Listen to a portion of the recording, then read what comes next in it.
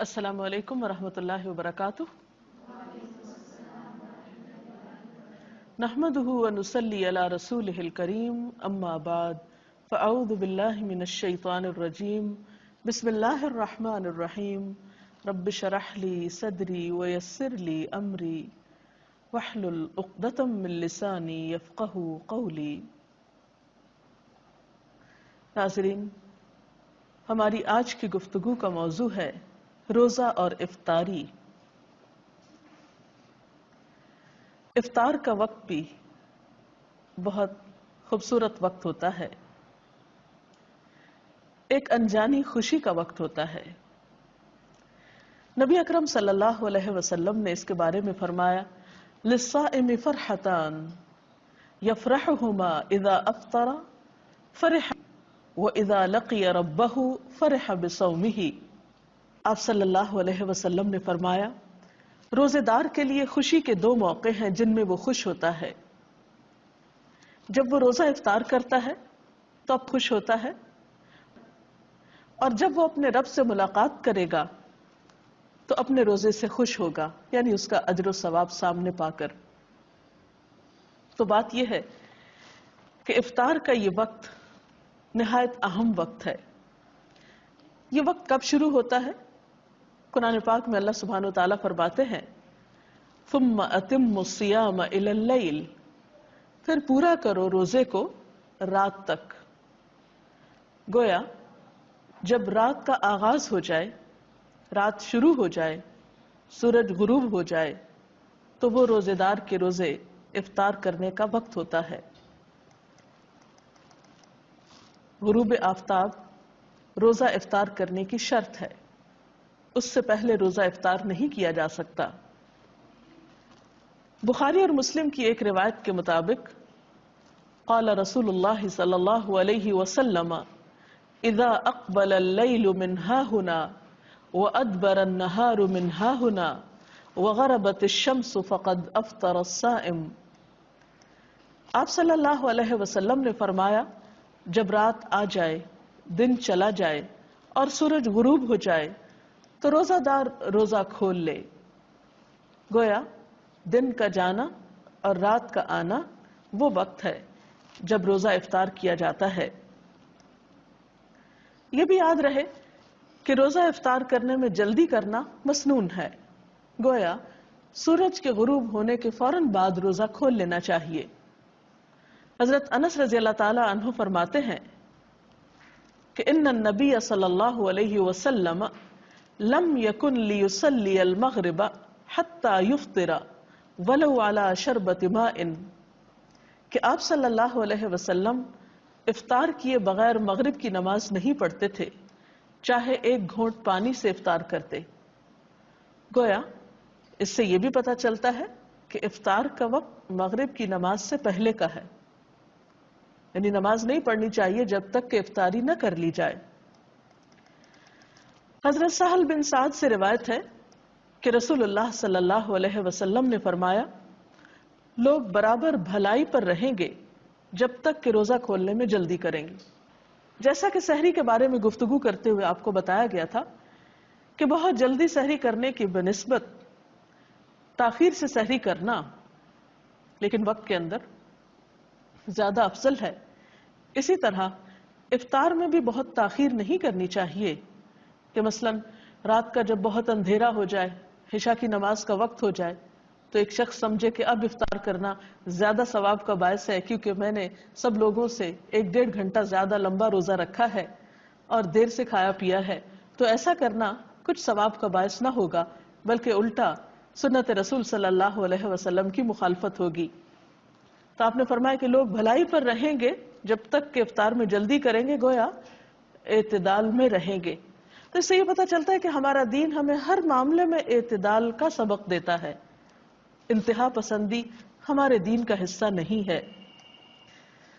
پھر اسی طرح ہم دیکھتے ہیں کہ آپ صلی اللہ علیہ وسلم نے فرمایا، حضرت انس رضی اللہ تعالیٰ عنہ سے روایت ہے، اور آپ جانتے ہیں کہ حضرت انس رضی اللہ تعالیٰ عنہ حضور اکرم صلی اللہ علیہ وسلم کی خدمت میں 10 سال تک رہے۔ وہ کہتے ہیں کہ آپ صلی اللہ علیہ وسلم نماز مغرب سے پہلے تازہ کھجوروں سے روزہ افطار فرماتے، اگر تازہ کھجوریں نہ ہوتی تو خشک کھجوروں سے افطار فرماتے، اگر خشک کھجوریں نہ ہوتی تو چند گھونٹ پانی سے ہی افطار فرما لیتے۔ تو اس سے پتہ چلتا ہے کہ دوسری چیزوں کی نسبت کھجور سے روزہ افطار کرنا آپ کو زیادہ پسند تھا، گویا آپ کی سنت اور آپ کی پسندیدہ چیز کھجور سے روزہ افطار کرنا ہے، اور کھجوروں میں بھی تازہ کھجور۔ لیکن ضروری نہیں کہ ہر شخص کے پاس کھجوریں ہوں، اور یہ بھی ضروری نہیں کہ تازہ کھجوریں ہوں۔ تو اگر میسر ہو، ممکن ہو، تو ایسا کرنا زیادہ بہتر ہے، اور اگر یہ چیز میسر نہ ہو تو اس کے بعد پانی پینا زیادہ بہتر ہے، کیونکہ پانی پاک کرنے والی چیز ہے۔ افطاری کے سلسلے میں ایک اور بات کا ہم سب کو خیال رکھنا چاہیے کہ یہ وقت بھی دعاؤں کی قبولیت کا وقت ہے۔ جیسا سحری کے سلسلے میں آپ کو بتایا گیا تھا کہ وہ وقت ذکر الہی کا وقت ہے، دعاؤں کی قبولیت کا وقت ہے، اسی طرح افطار کا وقت بھی دعاؤں کی قبولیت کا وقت ہے۔ اس سلسلے میں ہم دیکھتے ہیں کہ آپ صلی اللہ علیہ وسلم نے فرمایا، ثلاث دعوات لا ترد، دعوت الوالد ودعوت الصائم ودعوت المسافر، کہ تین آدمیوں کی دعا رد نہیں کی جاتی، باپ کی دعا، روزہ دار کی دعا اور مسافر کی دعا۔ تو گیا انسان ان تینوں حالتوں سے فائدہ اٹھا سکتا ہے۔ والدین کو اپنے بچوں کے لیے خصوصی دعائیں کرنی چاہیے، اسی طرح روزہ دار افطار کے وقت خاص طور پر دعا کرے، دن میں بھی دعا کر سکتا ہے لیکن خصوصاً افطار کے وقت، اور اسی طرح مسافر بھی عام دنوں کی نسبت سفر کی حالت میں اللہ تعالیٰ کے زیادہ قریب ہوتا ہے، اس لیے اس کو اس موقع سے بھی فائدہ اٹھانا چاہیے۔ افطاری کے لیے آپ صلی اللہ علیہ وسلم نے خود بھی دعا سکھائی ہے۔ عن ابن عمر قال كان النبي صلی اللہ علیہ وسلم اذا افطر قال ذهب الظمأ وابتلت العروق وثبت الاجر ان شاء اللہ، جس کا ترجمہ ہے پیاس ختم ہو گئی، رگیں تر ہو گئیں اور روزے کا ثواب پکا ہو گیا انشاءاللہ۔ اسی طرح افطار کی کچھ اور دعائیں بھی آپ نے سکھائیں۔ حضرت معاذ بن زہرہ سے روایت ہے کہ نبی صلی اللہ علیہ وسلم جب روزہ افطار کرتے تو فرماتے، اللہم لک صمت وعلی رزقک افطرت۔ اس کا ترجمہ ہے، اے اللہ تیرے ہی لیے میں نے روزہ رکھا اور تیرے ہی رزق پر میں نے افطار کیا۔ جیسا کہ آپ جانتے ہیں کہ افطار کرنا اور افطار میں جلدی کرنا بابرکت ہے، اسی طرح افطاری کے وقت بھی دوسروں کی غم گساری اور دوسروں کی دلجوئی اور دوسروں کے حقوق کا لحاظ رکھنا بہت ضروری ہے۔ اسی لیے ہم دیکھتے ہیں کہ نبی اکرم صلی اللہ علیہ وسلم نے دوسروں کا روزہ افطار کرنے کی بھی ترغیب دلائی ہے۔ حدیث میں آتا ہے کہ جس نے روزہ دار کو روزہ افطار کرایا اسے بھی اتنا ہی اجر ملے گا جتنا اجر روزہ دار کے لیے ہوگا، اور روزہ دار کے اجر سے کوئی چیز کم نہ کی جائے گی۔ تو اس سے پتہ چلتا ہے کہ اگر ایک انسان دوسروں کے روزے افطار کرانے کا اہتمام کرتا ہے تو وہ ایک بہت بڑے اجر کو سمیٹتا ہے۔ اور اس میں بھی پھر بات یہ ہے کہ کس چیز سے کسی کا روزہ افطار کرایا جائے۔ کیا اس کے لیے ضروری ہے کہ ایک بہت بڑی افطار پارٹی کا ہی اہتمام کیا جائے، یا ایک دیگ ہی پکائی جائے، یا کوئی خاص قسم کا اہتمام ہو؟ نہیں، یہ ثواب ہر وہ شخص پا سکتا ہے کہ جو لسی کا ایک گھونٹ یا ایک کھجور یا پانی کا ایک گھونٹ پلا کر ہی کسی کا روزہ افطار کراتا ہے، اس کو بھی یہ سارا اجر و ثواب حاصل ہوتا ہے۔ اب روزہ افطار کرنے والے کو ایک اور ادب اور اخلاق یہ سکھایا گیا۔ اب آپ دیکھیے کہ روزہ افطار کرانے والے نے تو یہ اجر پا لیا، لیکن جو شخص روزہ افطار کر رہا ہے اسے جواب میں کیا رویہ اختیار کرنا چاہیے، اسے بھی ایک ادب اور اخلاق سکھایا گیا کہ وہ افطار کرانے والے کے لیے دعا کرے، اور وہ دعا بھی آپ صلی اللہ علیہ وسلم نے خود سکھا دی۔ عن انس قال كان رسول الله صلى الله عليه وسلم اذا افطر عند قوم قال افطر عندكم الصائمون واكل طعامكم الابرار وتنزلت عليكم الملائكة۔ حضرت انس روایت کرتے ہیں کہ نبی صلی اللہ علیہ وسلم جب کسی کے ہاں روزہ افطار فرماتے تو ان کو یہ دعا دیا کرتے تھے: افطر عندکم الصائمون واکل طعامکم الابرار وتنزلت علیکم الملائکہ، جس کا ترجمہ ہے روزہ دار تمہارے ہاں روزہ افطار کرتے رہیں، نیک لوگ تمہارا کھانا کھاتے رہیں اور فرشتے تمہارے ہاں نازل ہوتے رہیں۔ تو گویا اس سے یہ پتہ چلتا ہے کہ اس موقع پر دوسرے کا دل خوش کرنا اور اس کے لیے اچھی اچھی دعائیں کرنا ایک بہترین عمل ہے۔ تو آج کی گفتگو کا خلاصہ یہ ہے کہ روزہ مکمل کر کے افطار کرنا چاہیے، افطار میں جلدی کرنی چاہیے، افطار کے لیے افضل چیز کھجور اور پانی ہے، افطاری کے وقت دعائیں کرنی چاہیے اور مسنون دعا یاد کر لینی چاہیے، اگر یاد نہ ہو تو لکھی ہوئی سامنے رکھ کر پڑھ لینی چاہیے۔ اسی طرح دوسروں کا روزہ افطار کرانے کا بھی اہتمام کرنا چاہیے، لیکن اس معاملے میں بھی اعتدال کی ضرورت ہے۔ ایسا نہ ہو کہ اس اہتمام میں پڑھ کر انسان اپنی مغرب کی نماز بھی کھو دے یا تراویح کے لیے ہمت ہار بیٹھے۔ ہمارا دین اعتدال کا دین ہے، اس میں ایک طرف اللہ کے حقوق ہیں اور دوسری طرف بندوں کے ہیں، اور دونوں ہی اپنی جگہ بہت اہم ہیں۔ اگر اس سلسلے میں آپ کا کوئی سوال ہو تو آپ کر سکتے ہیں۔ ابھی ہم نے آپ کی گفتگو میں سنا کہ افطاری کا وقت جو ہے وہ دعاؤں کی قبولیت کا ٹائم ہے، لیکن عام طور پہ ہمارے گھرانوں میں دیکھا گیا ہے کہ اس وقت افطاری کی تیاری میں زیادہ دھیان ہوتا ہے اور دعاؤں کی طرف جو ہے وہ دھیان کم ہوتا ہے۔ تو اس چیز کو کیسے امپروو کیا جا سکتا ہے؟ جی شکریہ۔ افطار کا وقت سحری کے وقت کی طرح ایک بہت بہترین وقت ہوتا ہے، دعاؤں کی قبولیت کا وقت ہوتا ہے، اور عام طور پر دیکھا گیا ہے کہ افطاری کی تیاری میں اتنا وقت لگ جاتا ہے کہ دعا کرنا بھی بھول جاتے ہیں، اور آخری وقت تک کچھ نہ کچھ پکایا جاتا رہتا ہے یا لگایا جاتا ہے، اور اسی میں سارا وقت گزر جاتا ہے۔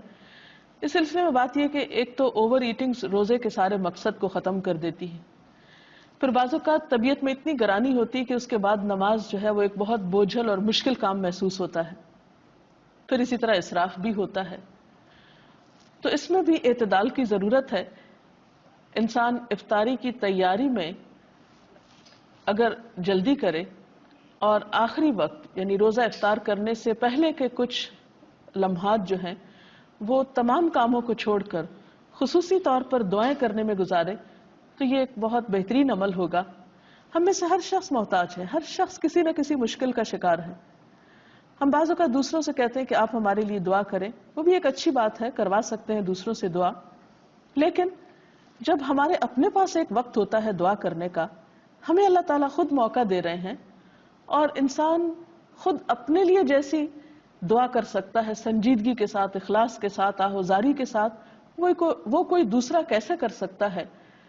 اور پھر جب اللہ تعالیٰ ہمیں ایسے مواقع دے رہے ہیں کہ جب وہ خود بتاتے ہیں کہ یہ قبولیت کا وقت ہے، مانگو مجھ سے، ان مواقع کو بھی ہم ادھر ادھر کی چیزوں میں گنوا دیتے ہیں، تو یہ ہمارے لیے باعث حسرت ہو سکتا ہے۔